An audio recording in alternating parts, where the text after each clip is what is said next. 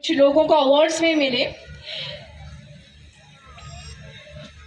राजीव रंजन जी जो बेफा के आयोजक हैं, हम चाहेंगे कि एक बार वो स्टेज पर आए। सबसे पहले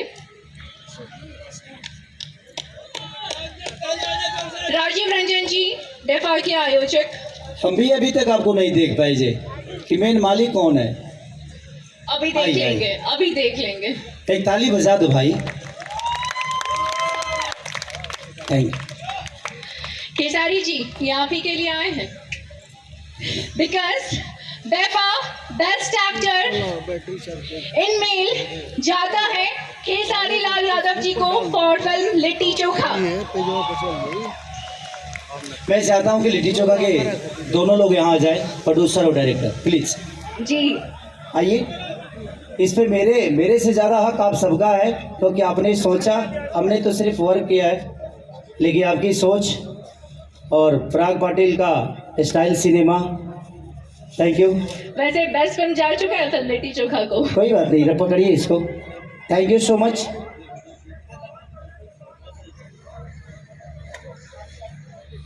थैंक यू सो मच कि राजीव रंजन जी ने हम लोगों को इस लायक समझा, और लिट्टी चोखा की जितनी भी टीम है सबको दिल से थैंक यू कि सबने अच्छा काम किया था।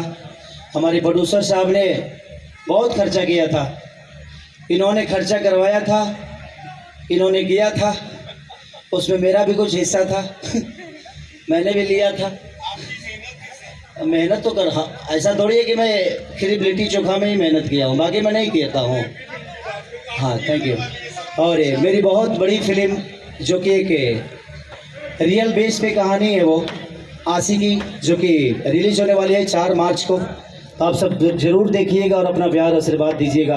पहली बार हम और अमरपाली जी उसमें काम किए हैं। क्या बात है, क्या बात है। Thank you so much litti chokha के लिए, और आप दोनों को डेडिकेट करता हूँ मैं कि आप दोनों का हक है इस पे, ये मेरी तरफ से आप दोनों के लिए। Thank you, thank you, thank you so much sir. Thank you Rajeev ji. Kesari ji आपके बहुत बड़े फैंस हमारे भोजपुरी इंडस्ट्री में हैं, मैं खुद आपकी बहुत बड़ी फैन हूँ। तो मैं सोच रही हूँ कि अगर आपके हाथों से जब अवार्ड मिलेगा तो फिर कैसा? अच्छा कोई होगा? कोई अभी तो ये तो वही बता सकता है कि उसको कैसा लगा, मुझे कैसे पता चलेगा कि उसको कैसे लग रहा है? ये कौन सा सवाल था जी? नहीं, आपको पता है कि आपके हाथों से जब लोगों को अवार्ड मिलता है अच्छा तो मुझे बहुत खुशी मैं आपसे एक सवाल करना चाहता हूँ, खाना बनाने वाला स्वाद के बारे में बताता है या खाने वाला? दोनों, क्योंकि उसे पता होता है कि वो बना के आ रहा होता है। नहीं, बनाने में तो ठीक है, लेकिन खाने वाला ज्यादा बता सकता है। मैं इसीलिए बोल रही हूँ क्योंकि बैक स्टेज में जिन लोगों को पता है कि उन्हें अवार्ड देने वाला है, आप देने जा रहे हैं ये अवार्ड, तो शी वॉज सो हैप्पी। और मैं उस शख्सियत का नाम बताना चाहूंगी, Vidya Maurya. She was so happy कि उन्हें बेस्ट कॉस्ट्यूम डिजाइनर का अवार्ड दिया जा रहा है बेफा की तरफ से। मुझे भी बहुत खुशी हुई कि मुझसे विद्या को दिलवा रही हैं। ये मेरी फेवरेट कॉस्ट्यूम डिजाइनर है। मैं अपनी सारी सिनेमा में, क्योंकि बहुत मेहनती है, 5 मिनट के अंदर आपको कॉस्ट्यूम चाहिए तो पता नहीं कहाँ से रेडी करके दे देती है। उन्होंने मुझे बहुत इंसिस्ट किया। इसके लिए तो जोरदार ताली बनता है। हमारे लिए ना बजाए चलेगा, क्योंकि ये वर्कर ऐसे हैं जो हमें खूबसूरत बनाने में बहुत योगदान देते हैं और बहुत पीछे से मेहनत करते हैं। Thank you so much. और अब हमारा अगला अवार्ड का कैटेगरी है फॉर बेस्ट पॉपुलर गायिका इन फीमेल। वो है स्वाति शर्मा। मोहल्ला मार्चेस हो गया, आ जाइए। मैं चाहूंगी कि प्रदीप सर उनके बिहाफ से अवार्ड लें। तो जरा फुलझड़ी क्या हुई, मोहल्ला माचिस हो गया। चलिए हमारी बिटिया रानी के लिए ये अवार्ड।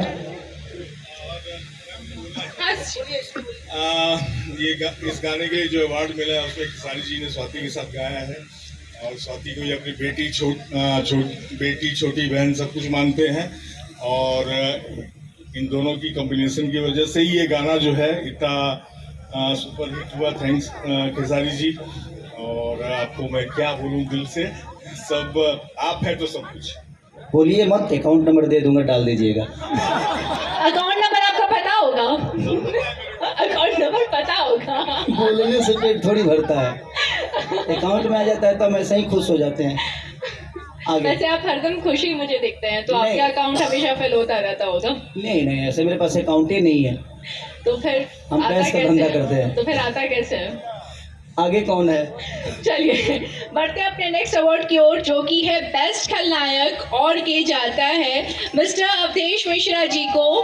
बहुत ही बड़े उम्दा कलाकार हैं, बहुत ही अच्छे एक्टर रहेंगे।